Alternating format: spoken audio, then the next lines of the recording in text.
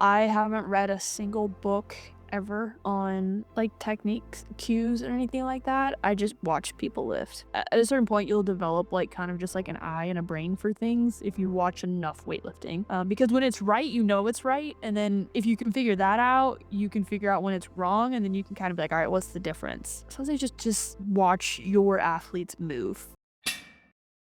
Brittany, it's my pleasure to have you for the second time on Evidence Strong Show. The first time I had you to discuss your first Worlds as a coach, and this episode just dropped today on YouTube. So if anyone is interested, please go and have a look. So for 3 people who have not seen the previous one, could you please briefly introduce yourself? Yes, my name's Brittany. I'm the head coach for Bexar Barbell. I've been coaching weightlifting for I think almost 10 years, coach athletes of all levels. And so our first was about coaching at Worlds. That was pretty cool. So Awesome. And today we will do something different. First time on Evidence Strong Show. We will not go through questions. We will go through the videos of your athletes and your thought process. So how you observe and then how you go from there to coach the athletes to be better. yes, yeah, that sounds good. I've got some videos of all different levels. So That's amazing. okay, so this is Jen Fullhart. She's one of my remote athletes. So a lot of these athletes are remote. I definitely think that's a new thing for a lot of coaches. And learning how to coach remotely is very difficult, but I definitely think these videos will help. So the left video is what we're just going to talk about first. So this is kind of when I first started coaching her. She's been training for a couple years. She's a master's athlete who has qualified for AO finals and seniors, which is pretty cool. She is a 49 kilo lifter. She's a very long 49 kilo lifter. So that's something that in the US, we obviously have athletes of all different levers, and knowing how to coach those different lengths will help a lot. So looking at her and her start position, so you can see, I mean, nothing really looks glaringly wrong here at the beginning. One thing that is noticeable is kind of how long her torso is, which is definitely gonna make things a little more complicated possibly later on. So kind of watching her pull off the ground, I'll just kind of scroll through it slowly here. So I think, let me just play it. So anyway, so here's your start position. You can see she has a pretty long torso. Start kind of looks okay. So I'll just kind of scrub through the video. So we'll kind of just go through it slowly, and then I'll kind of talk about the things that I see.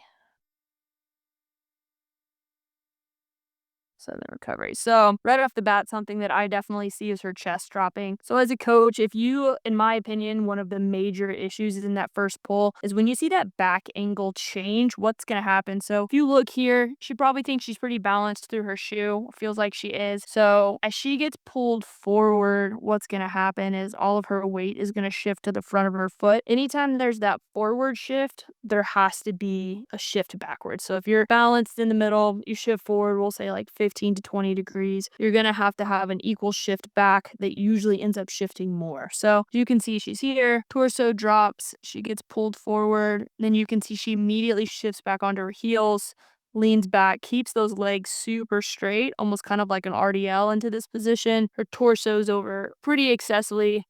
Then she almost has to like lean back pretty hard there to get under the bar. And if you look, she shifts back into her heels as she stands up. The first pull is definitely the most important. That's kind of when things get a little haywire. Also, any sort of shift in that balance, if it starts to shift, it's kind of just going to keep happening. So if you can really maintain your balance and center of mass in that first pull, everything else kind of just keeps moving correctly. So this was a recent video. Some of the stuff we worked on is we raised her hips. So people with longer torsos relative to their lower limbs, specifically like obviously their femur and their tibias, they almost always need a higher hip, because with that long torso, if their hips are low, this is what's going to happen. The older video, to where their hips are going to come up because they're going to have to get their knees out of the way and they're going to have to shift. So by raising their hips up, you allow that torso angle to kind of get out of the way, for lack of anything better, and then they're able to push through their midfoot through the entire lift. So that was kind of the biggest thing. So one of the first things I always fix is the beginning. Usually if you fix the beginning, everything else kind of follows suit. So this is a more recent video. This is obviously also a little heavier as well. So the big thing I want you to kind of watch is that balance, but also her torso angle. So if you watch, we'll just kind of scrub through it like we did the other one. So kind of here. So, okay. So if you look at her hips are higher, like if you look at the start positions, you can also see that she can actually engage her back a little better to keep that bar closer. With her being lower with her hips, it would probably be a little bit harder to set her back. So if you see here, back angle stays the same, opens just a little, but it's not as much. But here you can definitely tell her weight's more forward, which comparatively you can see she's just shifted back because she's so far forward that she's gonna have to be farther back. So as we get here, you can also see she's able to keep her knees bent better into contact because if you look, she like straight legs and then gets here. And then as she goes up, she's not using as much of her arms, also catches. This is obviously a little heavier, but she doesn't have that big dramatic shift back as she stands up. The key component is being able to maintain that balance, understanding it's gonna probably shift a little, but any extremes to where they're really far back on their heels, almost like she is over here on the left, is going to cause problems later on. Okay. I think we need to go through, okay, so you want different position now, how you force your athletes to change, because, athletes like to do the same. So Yes, yeah, they do. So I do think it's important to explain why. Like, don't just, some athletes are okay with you just telling them, hey, do this because I said so. I think one of the biggest things with creating buy-in as a coach is putting athletes in position in which they feel more naturally athletic, and it just moves better on its own. So with something like this, I can tell her like, hey, I want you to raise your hips up and I want you to be able to maintain your back angle and push through your legs. She's probably going to feel that. That's probably going to feel better. So I think I've told people, I'm like, hey, like, I promise I'm not trying to make you worse. Like, I promise I'm not just saying something random to try to make you worse at weightlifting. And then usually people are like, okay, I'll try it. But I think the biggest thing to get athletes to listen to you and trust you is just to first, the first step is obviously understanding these things. And then the second step is just being like, hey, just try this and see how it feels. Also just explaining to them like, hey, you're just not maintaining your balance. Like, can you feel yourself shift onto your heels? Yes. Okay. Do you understand why that's probably not the best? Yes. Okay. So let's try this. But kind of like guiding them through that, I feel like helps a lot. Okay. So then Zoe is another athlete that's pretty similar in what we fixed, but is built different, which I think is good. Let's see. Compare. Okay, so Zoe is one of my college kids. She actually is a MIT grad. She goes to Harvard. She's definitely one of your typical overachiever athletes who was pretty good at wrestling in high school, did it in college, but extremely athletic. But one of the things with Zoe that I feel like often happens with athletes is they at times almost move too fast. And so one of the questions I'll ask athletes when I feel like they're moving so quickly that they don't even feel positions, I'll ask them like, are you just trying to get this over with so you don't have to do it? Because it sounds so wild, but sometimes that's really the answer. Like, they just want to get it over with, so they just kind of like go. And so explaining to athletes like, no, I actually need you to feel things. Like, I need you to actually know where you are in space and in time so that we can make corrections. Because if athletes aren't able to process and think about what they're doing, helping them make corrections isn't possible. Like, you're like, hey, can you feel like your hips are too low? And they're like, no. And they're like, okay, well, raise your hips up. But if they don't even know where their hips are in the first place, they can't even raise them up. So that's pretty big. So we'll kind of go through this first video. So when she came to me, she had almost qualified for finals. I think she was pretty close. I hadn't got there yet. It was very strong, but definitely had some mechanical things going on. So Zoe actually has a short torso and pretty long limbs. So a little different than Jen. So we'll kind of just scrub through her first lift. So this is a clean.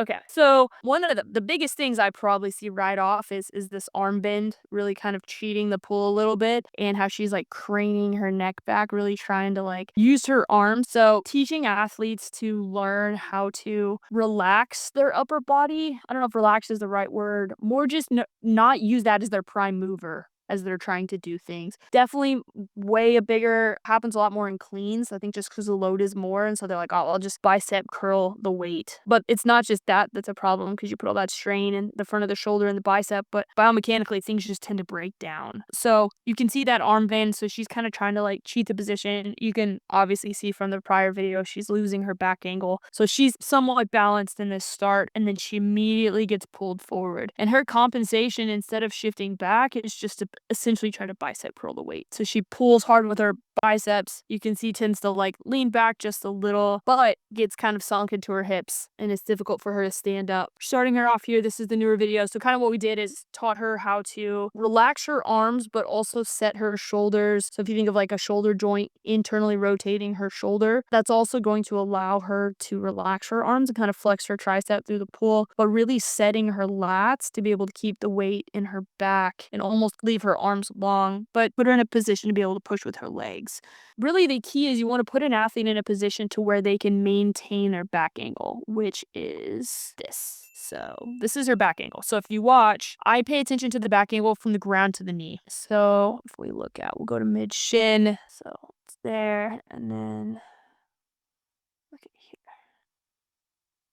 So what tends to happen sometimes is athletes will hit the same angle on the first and the third line, but the second line, if it doesn't match up on the first and the third one, that means they lost their balance somewhere through it, or like their center. So then that means that shift is happening. So then if we look at this video, so here's our start. Let's see, mid shin, and then so pretty close. So that tells me that she is pretty much keeping her weight right here the entire time. So by doing that, it's essentially like efficiency leakage. Like the more efficient you can move, you're just gonna have to use less energy and force to move more weight. And that's the whole sport. Like the whole sport is just being as efficient as you can, so you can use the most energy that will lead to the most weight, I guess. Whenever the shoulders pass the end of the barbell, that's where you're gonna make contact. So that's just going to, like, that's just how it works. The only thing that could be weird, I guess, we can look at her other video, because here, not because she has that like bicep curl going on, so that's gonna kind of cheat it. But realistically, especially in snatches, if you see the shoulders, wherever you see the shoulders go behind the bar, you're going to make contact. So watching on this side, so right there is kind of when, even still, honestly, in cleans, your shoulders don't really go behind the bar.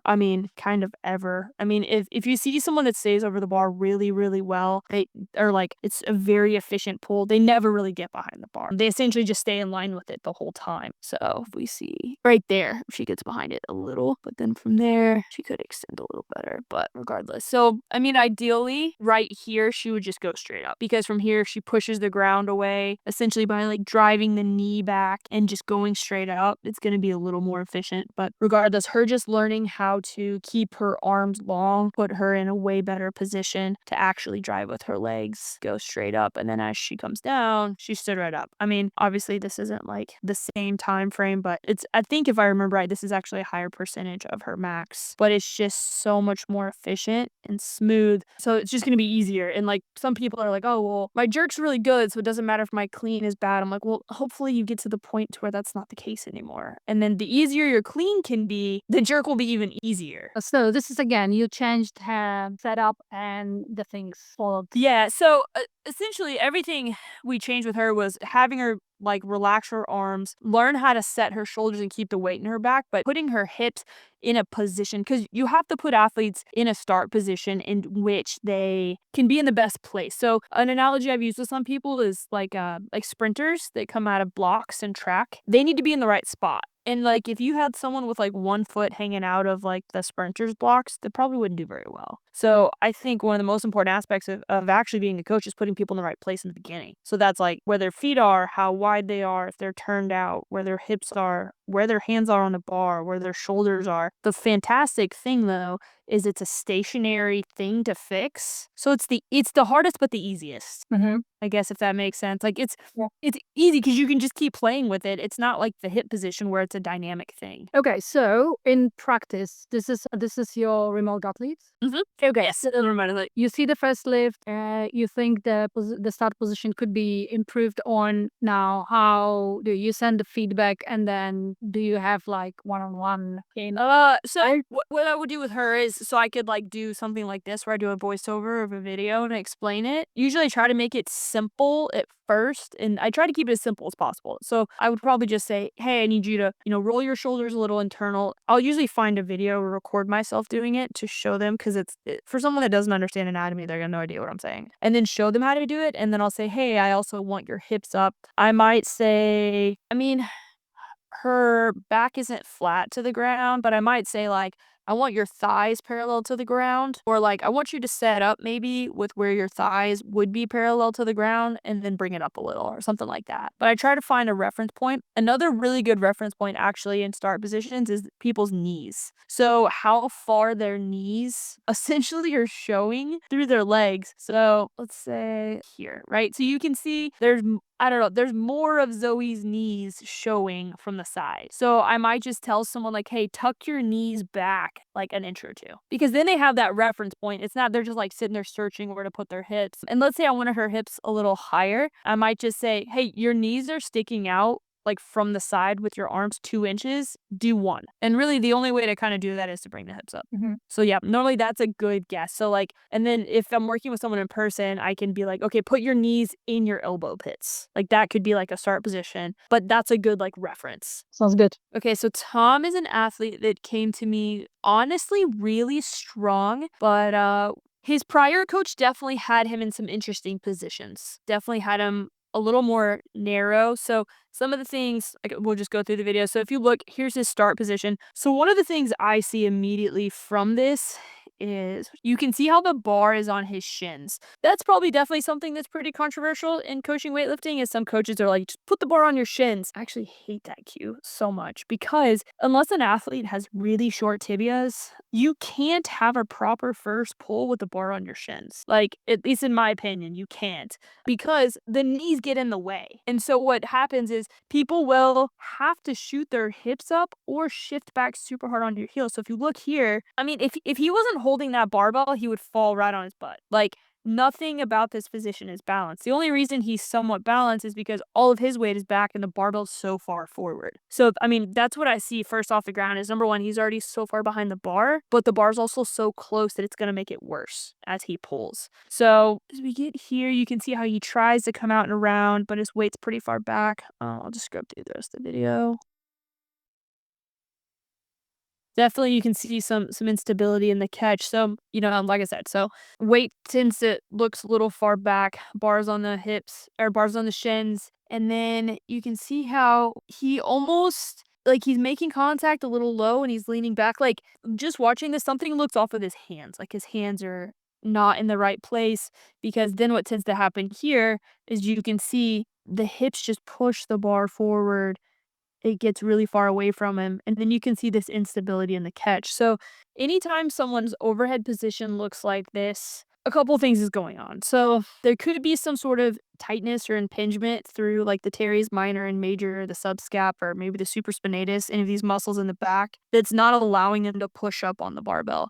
Another thing is, like, there's a certain grip you're not going to be able to be at because anatomically your body just won't support it. So that was kind of the thing with Tom, is he was really narrow. So because he was so narrow, he actually couldn't push up on the bar in this position. Like, it was physically impossible for him. So then it kind of led to more elbow issues, wrist issues, any of these tightness and issues in the back. Your body does a great job compensating to a fault, where as a coach, if you don't put people in the right places and you're having athletes lift in less than ideal like positions, if whatever compensatory mechanisms they're having they're just going to get worse. So to me, like, as soon as I see this, the things I see are moving his hands out so he can naturally get into a better position in the hip without having to lean his back so far. Also, him having his hands wider is going to allow him just to get into a better start position. With a more narrow grip, people tend to have like kind of this lower hip position and more upright chest, kind of like almost like a clean start position.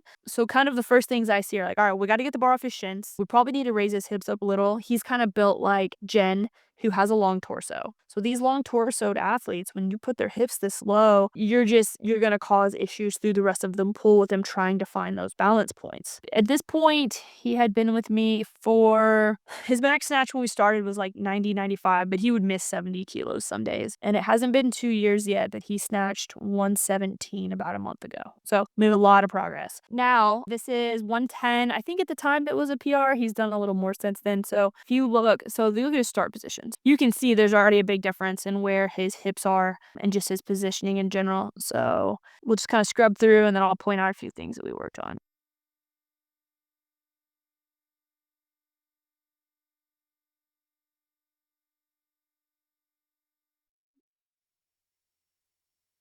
So if we talk through the positions, so it's funny, my brain immediately sees stuff that's still wrong. So we look here in his start, the bar is off his shins. That's just going to allow him to have that more vertical position. That is one thing that sometimes when you ask athletes to do it, it makes them a little uncomfortable because they feel like it's pulling them forward. And I'm like, no, like you are in control of the bar. You have to keep it tight, but you can't keep it so tight that like your shin and knee's going to get in the way. So in this first pull, you can see, so like I said, hips are, so you can see if we're talking. This is his angle. Obviously, it's not the exact same. It looks about the same, but it's not. You can see how the hips are higher. Bars off the shins. As he leads, here we can kind of look at the back angle we talked about. So we're here. Let's get to mid shin, then we'll go to the top of the knee. So you can see he is opening a little, but regardless, those 3 lines all look great. So here, one thing I will say he could do a little better is if he were to push through, there's different ways you can kind of get there, but essentially if he were to keep his knees forward a little longer, maybe his hips down a little longer, he'd be able to keep the bar tighter up his thigh. So that's one thing you kind of want as a coach, as an athlete who can keep the bar close so that they can meet the bar well. You can see right here is right before his heels leave the ground, but talking about that overhead position, which is what we talked about earlier, this looks a lot more natural. You can see he's in that great locked out position than here. So you can see this soft elbow. I mean, you can see also the hyperextension. It's way more of his back. I mean, here it's a little hyperextended, but not as I don't know, it would say painful. I mean, if you look at his shoulders, he's able to actually push up and lock out. So kind of the major things we did is hand positioning is something I usually fix first because people don't have to really even think about it. Like everything kind of happens as a byproduct of where you put the hands. So if I see someone's hands a little too narrow or too wide, or maybe I just have an idea that maybe they are, I'll just have them try it. One thing I will say as a coach is sometimes you might get someone and their hands are really off.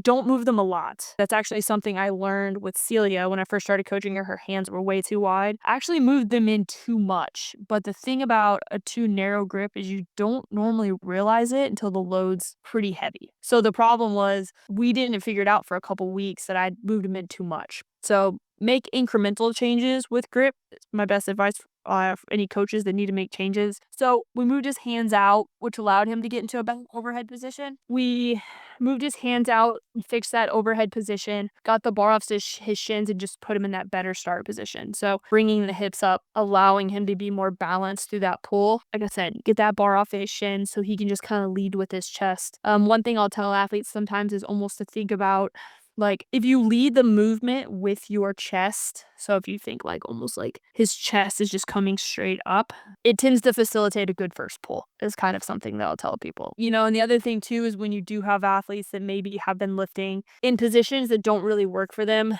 they're going to have some muscular imbalances that you're going to have to fix. So with him having his hips this low and his hands that narrow, he's probably going to be building different muscles and things that you probably, not to say you don't want, but aren't going to help you with like the correct positions, I guess. So sometimes making these changes, it's going to feel a lot better, but you're going to have to scale things down to almost rebuild up sometimes. When you put the new athlete in and you get the videos with starting position and so on, do you fix it straight away or do you wait? How do you navigate that? I fix things right away. I try to fix the big stuff, which is honestly the things we're talking about. Coaching weightlifting is hard, but it's not that complicated. Putting people in the right start position, just understanding like, oh, well, their hips are too low, so I'm just going to fix that. So I usually try to fix the big stuff first, which might be like where their hips go, where their hands go. I do try to keep it simple to where I'll just say one or two things. Another thing about coaching remotely is making sure you give enough positive feedback. I've kind of fallen into that hole as a coach before where I'm just like trying to fix things and trying to fix things. And people are like, am I even getting better? I'm like, no, you are. And they're like, well, I don't know. And I'm like, okay, yeah, you're right. I'm sorry. So knowing like, it's like triaging. You want to fix the biggest problems first and then kind of the smaller things. Okay.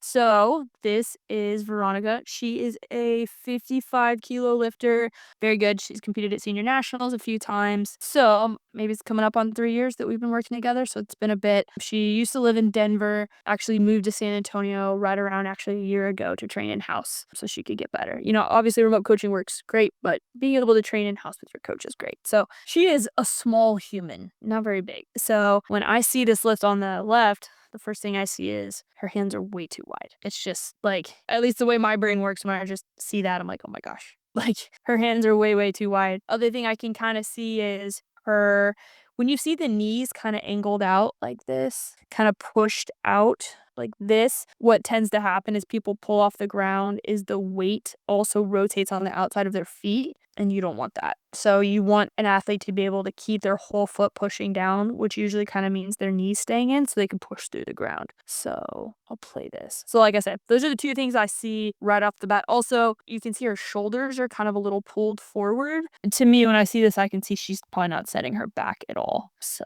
here, so we scrub through it.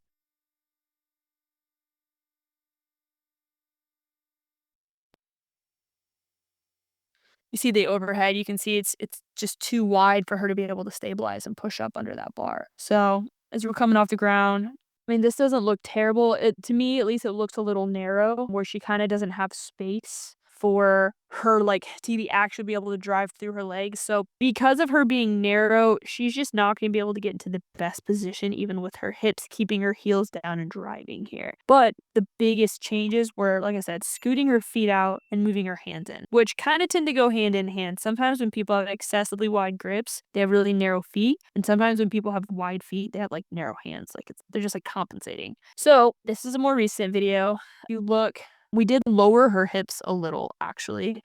So if we were to look at, might be hard from this angle. I mean, and technically she maintains her torso angle. But anyway, okay, now let's look at this one. So moved her hands in and we widened her feet.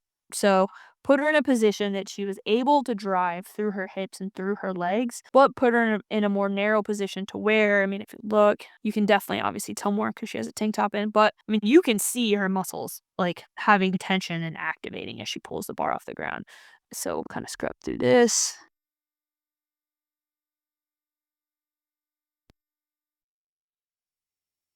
But I mean, you can tell just from this overhead position, she's able to actually lock out, kind of what we were talking about with Tom, where except it's the opposite, where she was too wide and he was too narrow. But because he was too narrow, he couldn't lock out because just anatomically he couldn't push up. But she's too wide to lock out and push up. So if you're coaching and you see an athlete that like cannot or doesn't seem to be able to push up on a bar and a catch, their hands are probably in the wrong spot. I mean, obviously you should be able to tell if it's one extreme. Like I can't imagine seeing her and being like, oh yeah, it's too narrow. Like that would be weird. So that's kind of like a really telltale sign of that. But you can see how, if we watch her positioning, I mean, let's see, she does lose her back position a little there. It's also hard from this angle, but you can see how her knees aren't flaring like they were trying to over here. From there, she's able to just keep those hips internally rotated, push through, obviously have to rotate a little externally there, get back in, but be able to get into this power position here.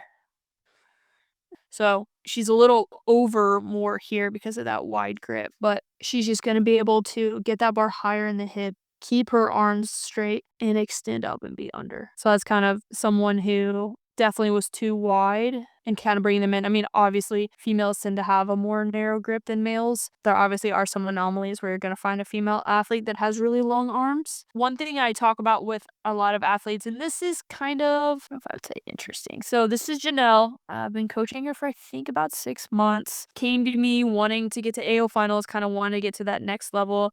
I'll go through it and then I'll talk about something I did with her that I've done with a lot of athletes that helps a lot of people. So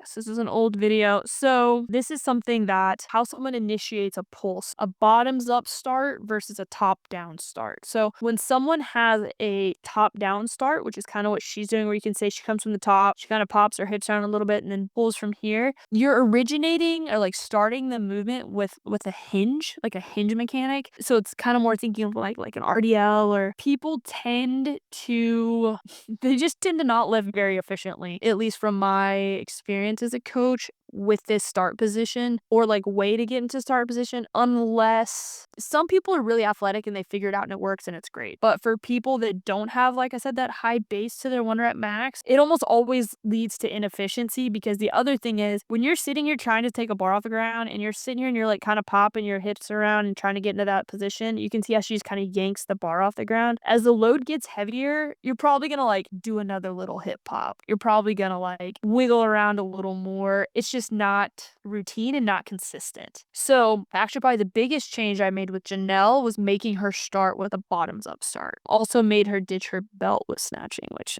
I traditionally don't really like, especially with smaller athletes that don't have a lot of space in between their hips and their ribs, because you're just adding this level of like this thing that's super rigid that isn't going to allow you to kind of work around it. So I had to do a bottoms up start. So kind of starting with a more squat into the start rather than a hinge into the start. So this was last week and this was like a huge PR. So you can see how she comes down, goes into her start. We'll kind of talk through kind of why I don't like it. So if you see here, kind of has that start down, you can see she just immediately pulls back. You can also see from what we talked about earlier, you can see how her elbows are pointed back. So she's definitely externally rotated through her shoulders. So she's pulling back on that bar.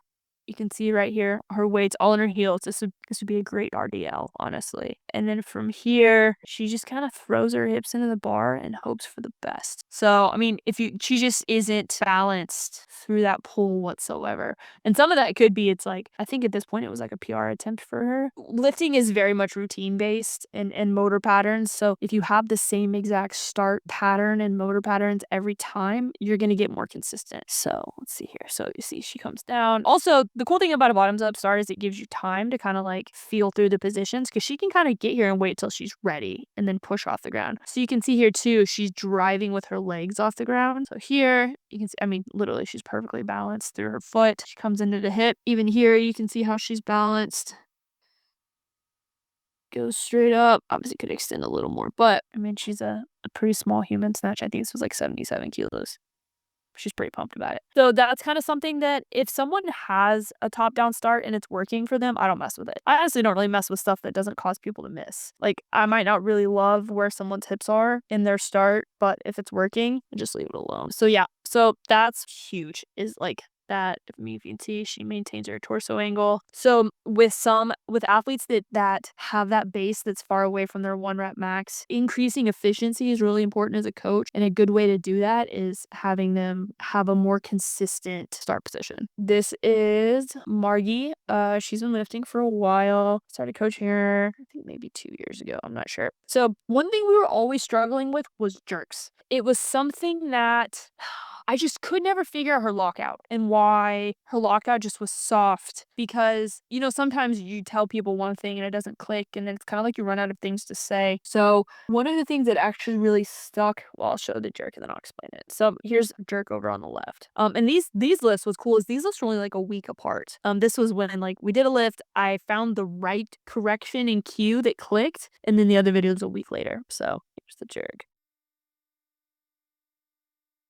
So you can see just soft overhead. Her max is like in the high 90s. So this only being 83, I'm like, man, like what is going on? Like, what can I figure out? Because part of it too is you can see as she catches, she drifts forward, which is also why she can't seem to like really push up on that barbell. So, you know, at this point, I've probably been coaching her for over a year, and I was kind of just like, I don't know what will click, because I tried to fix her dip drive mechanics and it's just like I couldn't figure it out. And so one of the great things about me being an athlete is I feel lifting 5 days a week. So one day I was lifting and I was thinking, and so I texted her and I said, "Hey, do you feel like you keep tension on the barbell through the dip drive into the catch up your jerk?" And she was like, "No, I just like throw it overhead and hope for the best." And I was like, "Okay, yeah, well, I think that's part of our problem." So then I went and watched, this lift, and I watched her hands and her elbows. I didn't watch anything else. So if you watch her, so we start up here, her elbows drop right there. As she's going to throw the bar off the ground, her elbows drop, which tells me she's already preparing to throw the bar right out front because she's getting her elbows down and out of the way to essentially just push it right out front. So I was like, okay, what if I tell her to essentially, once this happens right here, to push actively into the bar, actively push her hands up, also like through her lats, everything pushing up against the bar and keeping that tension through the dip drive into the overhead. All right, well, I wonder what'll happen. So this is what happened. So not perfect, but if you watch the hands and the elbows, she maintains it way longer. She also doesn't drift forward as much, and she's able to stay in a stacked catch position with her torso that isn't this. So you ask her to keep the tension on the bar from the moment she sets up for the dip, then throughout the and throughout the drive. Yes. So I told her, I was like, I need you to actively be pushing up on that barbell through the dip and drive. And that's something I'd never told anybody. Like, I think I threw every single coaching cue I'd ever thought of at her. Nothing was clicking. And so I just one day was like, let's think about this. Because that's something I do when I lift. I think about actively pushing up against the bar through the entire dip drive. So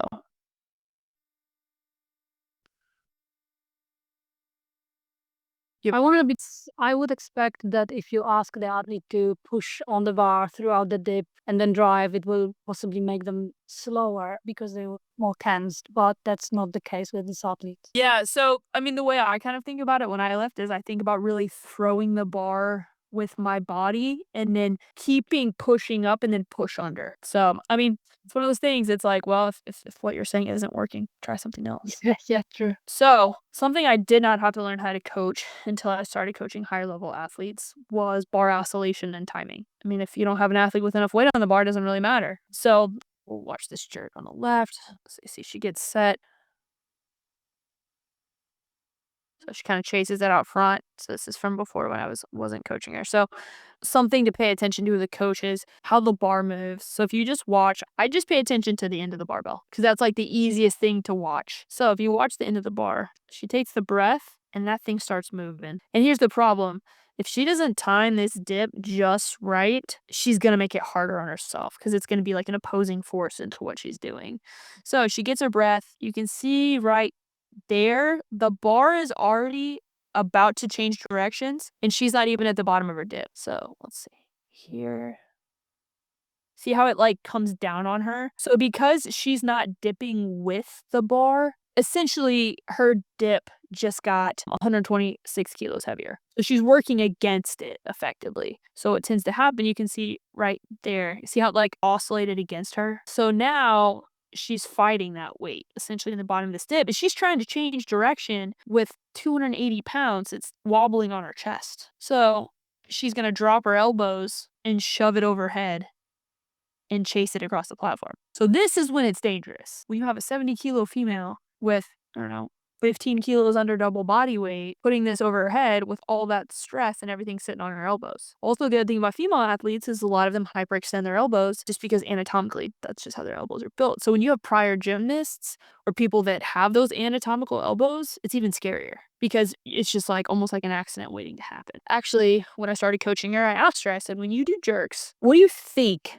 through like the timing and the dip of everything? She was like, I just kind of dip and hope it works out. I was like, okay, cool. Well, that's not it. So we did an exercise that I give athletes sometimes. It's called whippy boy jerks. So they will put collars inside the plates. So they'll put like the plastic clip collars. They'll put like one or two of those collars in there and then they'll put the plates. So it essentially artificially makes it whip at less weight. So watch this more recent jerk. This was a couple weeks ago when she was visiting. So she gets set. So she gets her breath. So one thing that we talked about too was when she takes this breath, that's really when she starts getting the bar oscillating. So she takes this big breath, and you see how her like shoulder shrug gets the bar moving. So I was like, I need you to be able to take a breath without moving the barbell. So she had to learn how to like almost breathe a little more calmly, I guess. So if you look, she takes a breath. The bar's moving a little bit, but it's not really oscillating. So I'll scrub through it at a normal speed, and then we'll talk about it. Takes a breath. So she initiates the jerk, or the dip. But at no point can you see the bar like work against her. So as she dips, she takes the bar with her. So when she gets to the bottom of that dip, the bar is also at the bottom of its bend. So as she drives up, the bar's ready to go with her.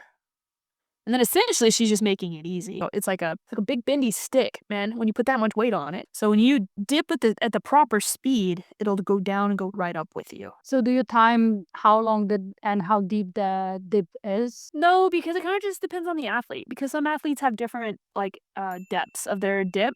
So I kind of just have them do whatever feels like natural, and just kind of I work with what they're already doing. If it's a little too deep or it's off, then I might kind of mess with it, but probably not. Okay, so this is Kaylee. So Kaylee came to me maybe 2 or 3 years ago now. Had competed at a decently high level at finals and nationals. And this is another one of those that it definitely took me some time to kind of figure out. So kind of watch through. So here's 71 kilos on the left. I think this prime is around her max.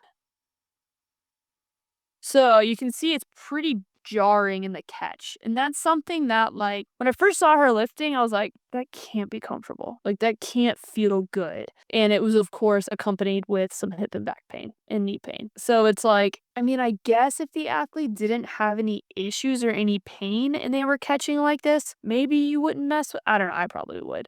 Just because it's like, to me, it's just like something waiting to happen. So when I was watching this, I was kind of like trying to figure out what was going on. So first of all, athlete's in pain, so I got to figure out why she's in pain. So if you look, she's so fast under the bar, and the timing isn't matching her speed almost. So if you look, her knee, ankle, and hip, let's see, right here are the bottom of her catch position. The problem is she hasn't caught the bar yet. So at this point, one of two things is going to happen. Well, the bar's going to crash no matter what. But either her shoulders or her knee, hip, ankle joint is going to have to absorb 71 kilos getting slam dunked onto them, essentially. So if you look, pretty jarring on the shoulders, but obviously it's all being absorbed through down here. So it was one of those things I was like, how do I figure this out? How do I get... So first we had to get her out of pain. So we had to figure out what was going on. And then we had to do, obviously, take a little bit of time off doing snatches. We did some isolation stuff. So kind of isolating the knee joint, doing some isometrics. So like wall sits, iso split holds, and then kind of loading the hamstrings, loading the quads, and just kind of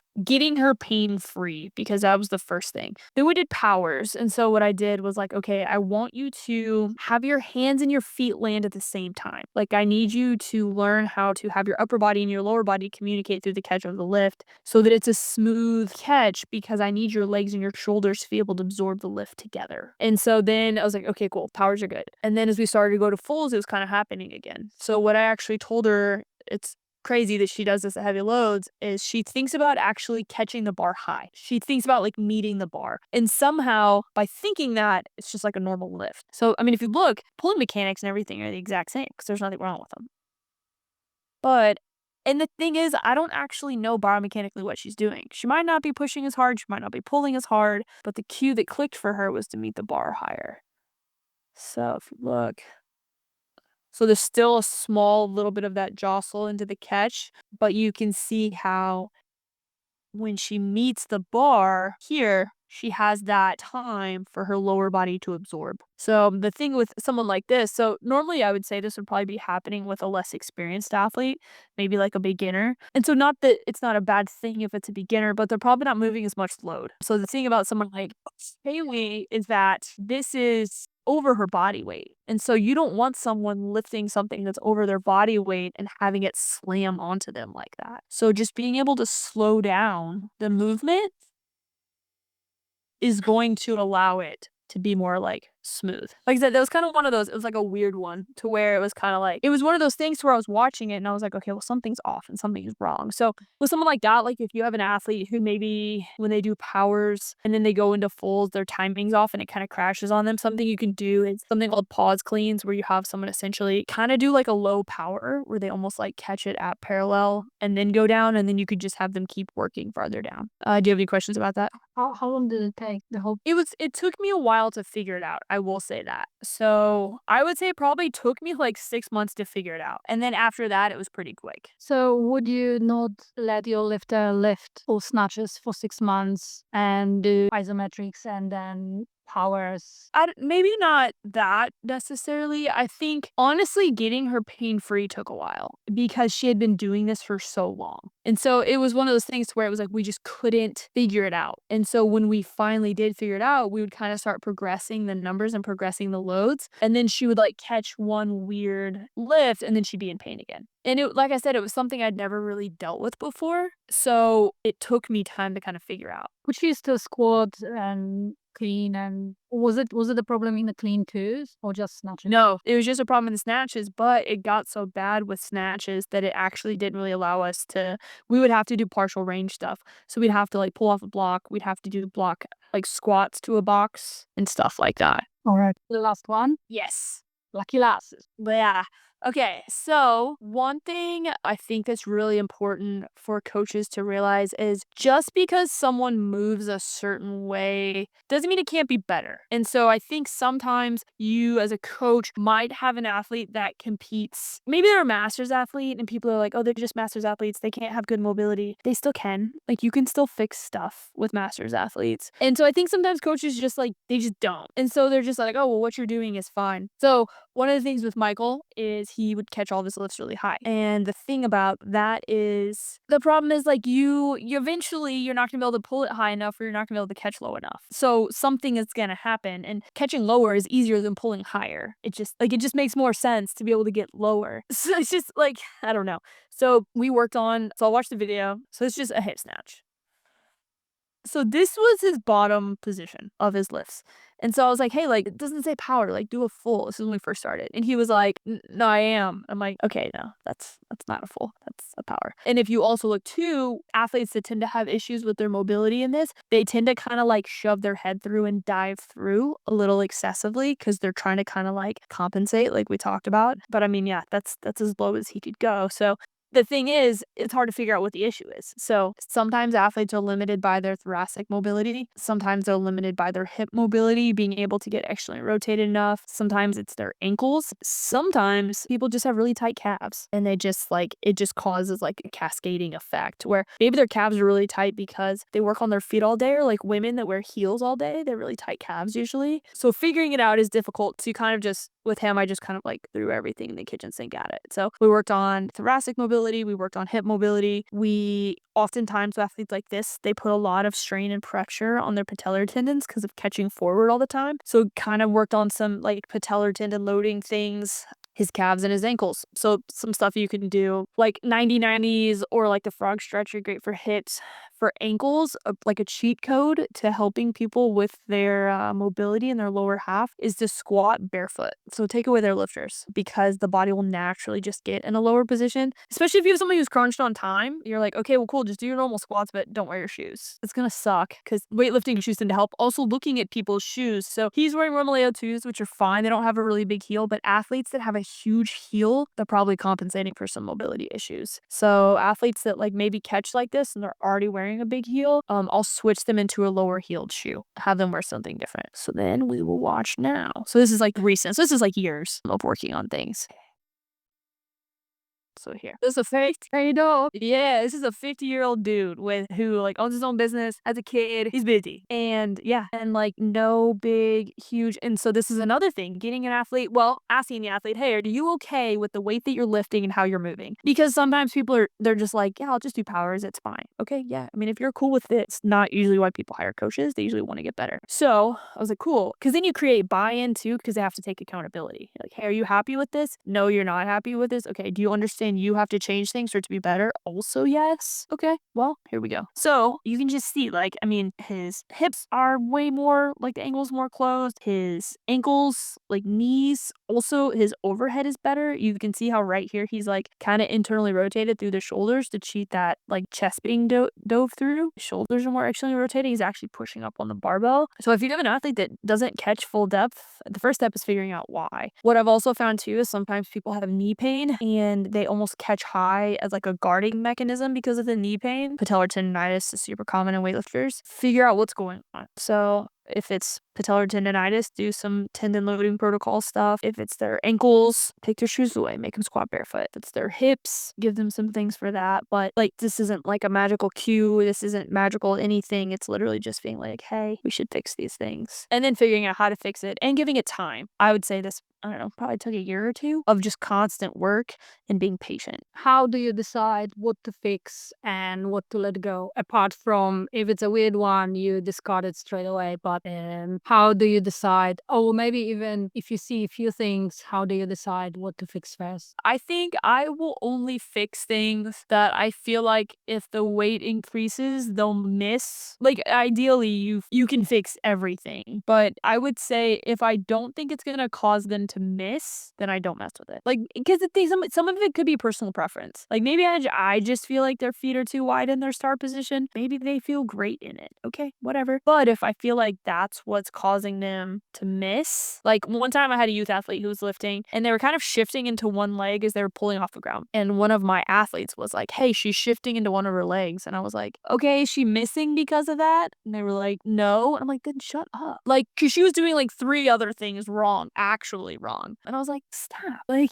cause we're all built a little different. Like, people's legs are different. Like, if you actually did like a force plate testing, I'm sure very few people push the same amount of both legs. Like, it's probably just not gonna happen. So, and I think it's easy to overcoach and just be like, you need to fix this and this and this and this. When realistically, you just want to increase efficiency. And that just looks like I said, moving more efficiently to move more weight and have to using less force. So I think like if it's not going to cause them to miss, I just leave it alone. And there's sometimes I start coaching someone, I'm like, man, there's like 10 things I want to fix, but I'm just going to focus on these 3 first, and then we'll get to the rest. And then you still go, okay, these are the 3 things that will cause them to miss. Yes. Yeah. And then I just kind of like chip away. With youth lifters, obviously they not only are learning a new sport and try to perform it at high level, but they also are having the bodies that are changing constantly. Right. Not only bodies, but also brain and, this and all the other issues with hormone. Well, you coach, so you know. Yes. How do you go about coaching youth athletes and changing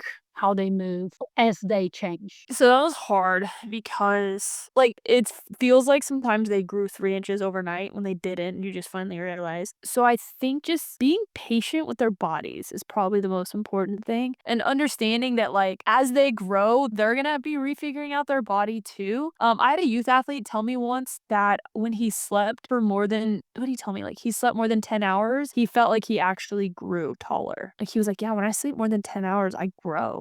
So we were like trying to do a meet, and he was like, yeah, I'm making sure I don't sleep more than 10 hours so I don't get any taller. And I was like, what? And he was like, I'm trying to make sure I don't get taller. And I was like, no, no, just sleep. That's not real. I actually had a youth athlete who, when I started coaching her, my first session with her, she was setting up her hands, and she had one hand like at a certain place, and this hand was like an inch farther out. And I was like, what? Hey, your hands are uneven. And she was like, yeah, my old coach told me to do that because my arms are different lengths. And I was like, don't ever do that. No, put your hands in the same place. Your rest of your body will figure things out eventually. So I think just being patient with their body is realizing like just because their arms get longer doesn't mean you have to move their hands out. Their torso might have got equally longer at the same speed.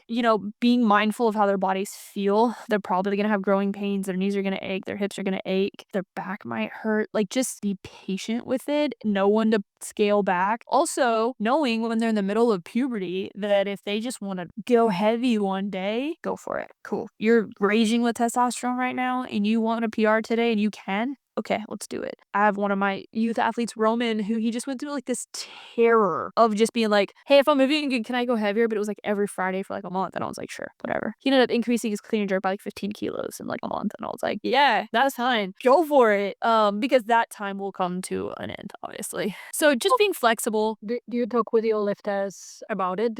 Is he aware that it will not continue forever? Yeah, he is. I mean, I try not to like rain on his parade and tell him, but I'm just like, yeah, you want to do it? Let's go. And it's funny because kids hit puberty at different times, obviously, you know. So like two kids will be like pretty close in numbers and one will hit puberty and then the other one will come up and I'm like, yeah, go get him. That's fine. Chase him down. So yeah, I mean, boys obviously more so than girls. Like they hit puberty and you're just like, it's crazy. All right, that was awesome. Do you have any parting thoughts? Maybe you have something you really believe in is helping you as a coach with analyzing and helping your athletes change the movement? I think just paying attention to your athletes. I haven't read a single book ever on like techniques, cues, or anything like that. I just watch people lift. At a certain point, you'll develop like kind of just like an eye and a brain for things if you watch enough weightlifting. Because when it's right, you know it's right. And then if you can figure that out, you can figure out when it's wrong. And then you can kind of be like, all right, what's the difference? So I say just watch your athletes move. Like, don't worry so much about like who put a YouTube video up about this thing or